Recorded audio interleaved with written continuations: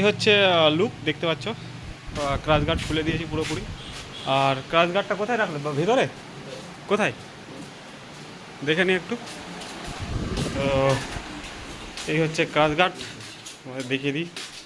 এই দেখে ক্রাশ গার্ডটা এখানে রাখানো, এই যে থাকুক এখানে।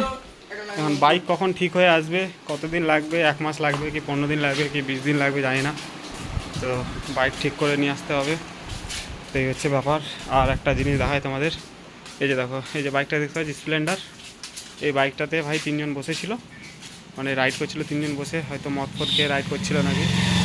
তো সঙ্গে সঙ্গে ডেড হয়ে গেছে, যে চালাচ্ছিল একদম ডেড। তো এখন গাড়িটা এই যে পুরো ভেঙে গেছে, এই যে দেখো সব ভেঙে একদম শেষ। তো কী হয়েছিল এই ইয়েটা বলতে পারবে? আরে বলো বলো। হ্যাঁ মানে ওরা গিয়েছিল এক জায়গায়, হ্যাঁ গিয়ে এবার আসছিল আর চারটে সাথে সঙ্গে মেরেছে। হ্যাঁ মেরে যে চালাচ্ছিল হ্যাঁ। সে সঙ্গে সঙ্গে ডেড হয়ে গেছে।